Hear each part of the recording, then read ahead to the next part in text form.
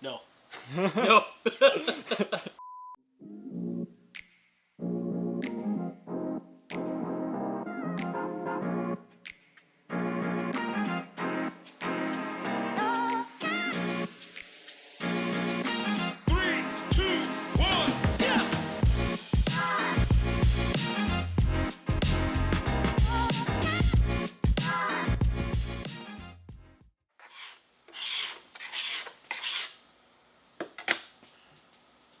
Alright, so today I want to talk about scraping. And on the Rob Skellen video, there were a whole bunch of comments that excoriated me from taking this scraper and running it on that bench grinder. And they're saying, oh, you've knocked it out of square. Oh, it's not going to be super sharp. You're not going to get a clean curl. Frankly, I don't care. For me, this is a rough tool. I'm just trying to get rid of excess wood, so I don't care. But I'm going to show you the two methods of scraping. Over here, I'm going to do the stones and pulling a burr. This side is going to be on the bench grinder. You can decide which one you want to choose.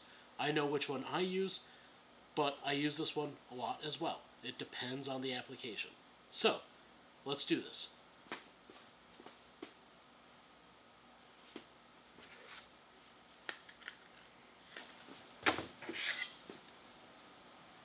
Alright, so this is using the stones. It's a very common method. This is, I think, what most of you guys do at home, so I'm not going to go into too much depth. But I'm very precious with these scrapers. I use this a lot, especially on violins, and also for stuff that really, really should be ultra fine.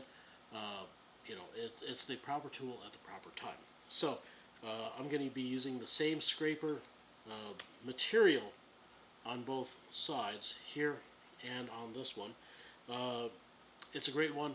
Check the link in the description to get yourself one of these best scrapers. So all you need is a base for your sharpening stone, and since I've already got a bit of a base set out on this, I'm going to start with 1,000 grit stone. All you need is a little bit of water. Try not to get it onto your wood. And you want to try to keep about a 90-degree angle to the material, to the stone. And by the way, there's a link for these in the description below. And what I'm doing is just making sure that I've got a nice, clean and even edge. Grab a towel, clean up this, clean up that, and then from there we're going to go move on to the 5,000. Same thing. And again, this one I'm going to start at the very edge. I'm very meticulous about my case. It doesn't get too bad. And because for me, 8,000 is where it's at the bare minimum, we're going to take this to the same because it will give you the best surface. So, there we go, 1,000, 5,000, 8,000. Twice. We don't need a super fine edge. It's not like we're cutting per se. So, once that's done, we're going to get a board here, and we're going to pull an edge here in this direction to pull an edge, and then we're going to pull our edge in this direction. And now we can scrape. And it pulls a pretty good edge, and it pulls a pretty good curl. But it's starting to dull already because I still have sanding grit left over from the sander. So, as soon as it's starting to dull, which I'm feeling now, all I have to do is grab this back, pull another edge, and turn the burr yet again to continue scraping. Now, yes, I'm getting beautiful curls, but that takes a lot of time, opposed to that guy. Alright, so as he finishes up prattling on about rubbing his rocks, I'm going to show you the way that I do it most of the time.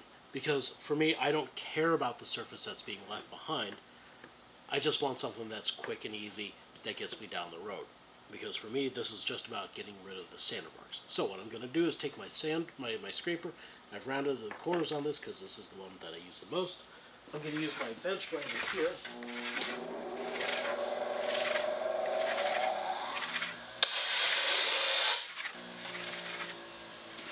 A quick grind, and then all I have to do is scrape like that. And this is going to last me. If my scraper gets dull, I don't care. All I have to do is take it back. And so now, is this a finish ready surface? No, but I don't need it to be either.